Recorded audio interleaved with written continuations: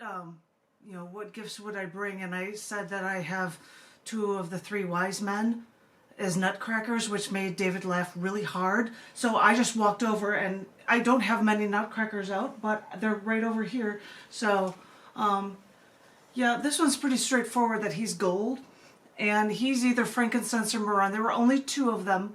They're the only two ones that I have, and so these are my two nutcrackers that are of the wise men. They didn't have three when I found them at a thrift store in Pennsylvania somewhere, but I thought I'd show them off for you because I'm a goofball, and you've got a cat, and everybody's got cool stuff going on, and thank you all so much. And I was going to, because we have the time, because it's the first of the month and who's usually out at this time, to interject with some periodic table poems here at Poetic License. Da da da da da.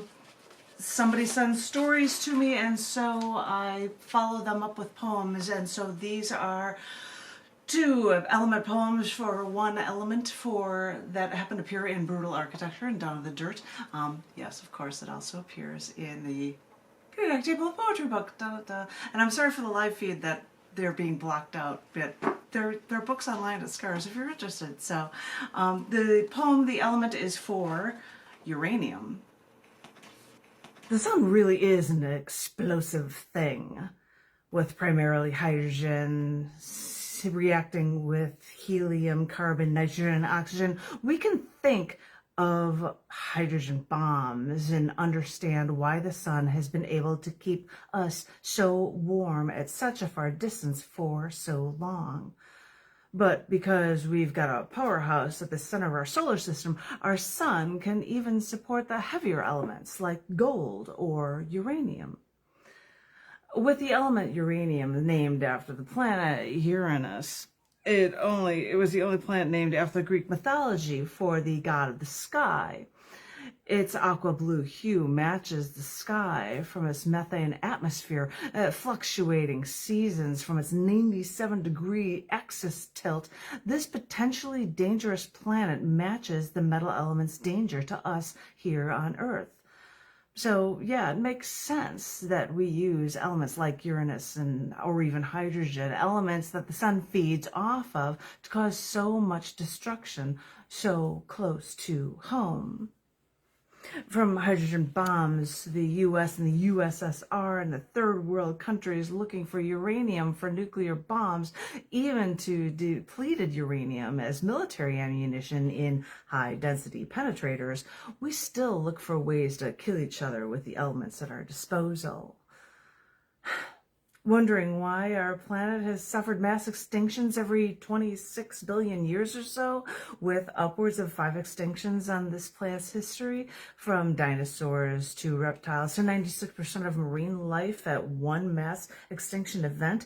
Scientists can only guess that comets traveling through space cause these mass extinctions, but no one knows for sure.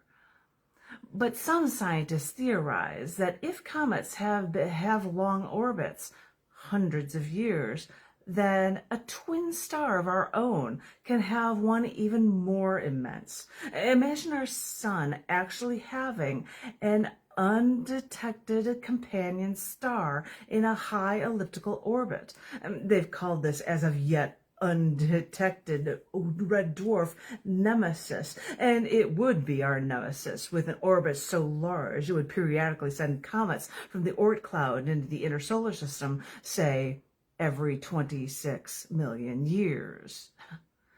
And it's funny to think that if this were true, this Death Star theory, our nemesis, this red dwarf star, would travel through space, but still be so undetectable to us because it wouldn't have the energy to hold on to those heavy elements like uranium. And even if this nemesis was a brown dwarf star, it would just be too low in mass to even sustain hydrogen fusion. But still, with just the right orbit, it could send smaller comet soldiers our way to let the little infantrymen help do us in. So, as I said before, we'll keep pointing our telescopes to the night sky, trying to understand trying to keep ourselves safe beyond our global borders while we use these same elements like uranium so we can threaten each other out of existence in our little skirmishes right here on Earth. You know, I did that show back when back when I was a blonde. This was, I think, in Evanston somewhere, where I said I'm going to just, you know, did a lot of hydrogen peroxide in my hair and just be something different for a show for a year. But I did do one other one. I'm not going to show any images because not only does it appear in brutal architecture, brutal indeed, this is poetry sometimes, but it's also in Twitterverse Periodic Table poetry. This is a short one called Uranium Flexing. The first attempts to flex their muscles, the U.S. dropped the uranium-rich little boy over Hiroshima. Oh, we can still only estimate that 150,000 people first died because 140 pounds of uranium-235 sounds pretty rich, like 15 kilotons of TNT death. But the U.S. wasn't done flexing yet.